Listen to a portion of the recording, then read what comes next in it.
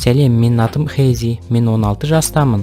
Мен мұндай жас болғаныма қарамастан, бүкіл отбасымды ақшамен қамтамасыз етіп отырмын.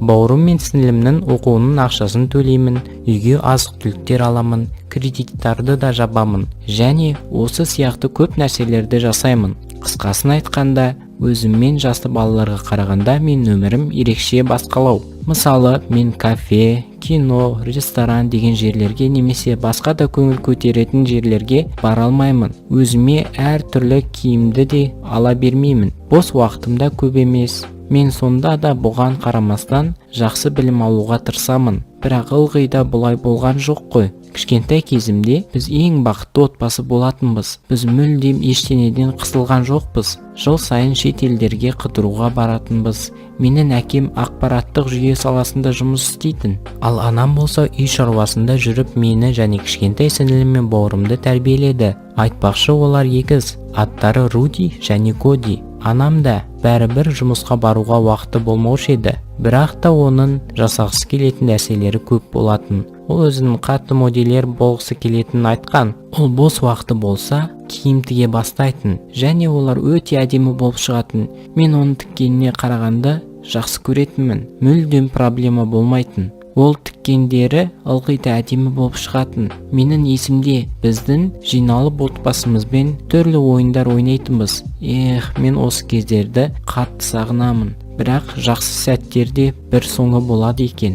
Бір кездері әкем бір аптаға командировкаға кетіп қалды. Бұл бізге үйреншікті жағдай еді. Өйткені ол командировкада көп жүретін. Бірақ бұл жолы жалғыз қайтып келген жоқ. Онымен бірге бір әйел болды. Оның дене пішіні және өзі де әдемі еді. Бірақ та менің адамда өте сұлу болатын. Сонда да әкем оны таңдайтынын айтты және бірге тұратындарын хабарлады. Ал бізді тастап кетпекші сонда. Сол күні ол барлық киімдерін жинады да кетіп қалды. Біз үшін бұл жағдай өте ауыр болды. Анам болса не істерін білмеді және бізді қалай асырайтынын білген жоқ. Өйткені ол бұл уақытқа дейін мүлдем жұмыс істеген жоқ қой. Мен әкемнің неге бұлай істегенін мүлдем түсінген жоқпын. Анама жұмыс істеуден басқа ешқандай амал қалған жоқ. Мен ол кезде сіңілім мен бауырыма қарай алатындай жаста едім. Ал анам болса қонақ үйде еден жуушы болып жұмыс жасады. Ақша көп керек болған соң, ол жұмыста толық бір күнге дейін қалып қоятын.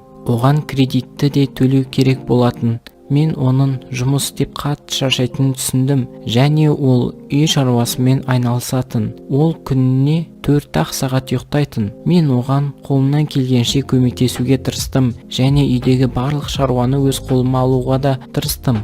Өз сіңілім мен бауырымды тәрбиелеп, үйдегі тазалықты сақтап, сосын тамақ жасауды да үйрендім. Бірақ мұның барлығы аз болған сияқты болды. Анама психологиялық түрде көмек керек сияқты болды маған. Ол көп алаңдайтын біз үшін. Осының кесірінен оның басы жиі ауыра бастады. Сосын қатты арықтап кетті.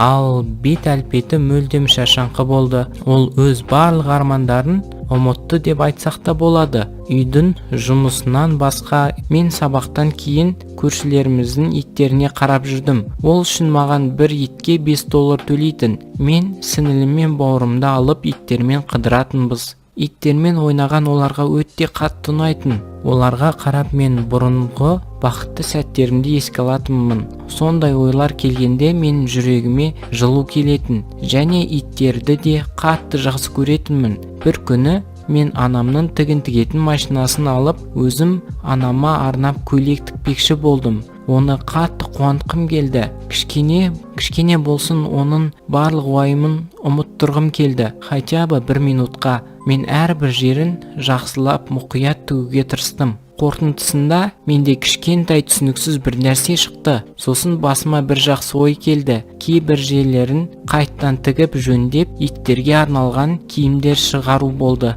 Менде анамнан берілген қасиет болса керек. Сосын мен кішкентай итке арналған киім тіктім. Мен өзім жасаған жұмысқа өте риза болдым. Келесі күні иттермен қыдырып жүргенде мен өзім тіккен киімді бір кішкентай сүйкімді күшікке кигізіп көрдім. Ол бұл киімде өте сүйкімді болып көрінді маған. Мен өз тіккен киімімді оған сыйлаймын деп шештім. Жолда барлығының көзі бізде болды. Олар қатты қызыға иттерге қарай бастады. Ал иттің қожайыны бұл киімді көріп қатты таң қалды. Рахмет ретінде ол киімді $15 сатып алды. Мен ұзақ уақыт бойы ақшаны алуға келіспедім, өйткені ол менің сыйлығым болды ғой. Бірақ ол бетінен қайтпай қойды және қатты құшақтап рахметін айтты. Менің киімімнің барлығы ұнағанына мен қатты қуандым. Алдындағы иттің қожайыны келесі күні тағы 2 киім тігіп беруімді сұрады. Одан басқа оның 2 құрбысы бар екен. Олар да киім тігіп беруімді сұрапты. Сол күні мен түнімен ұйықтаған жоқпын. Бұл кәдімгідей жұмыс болып кетті. Қуанышыма орай барлығы сәтті өтті.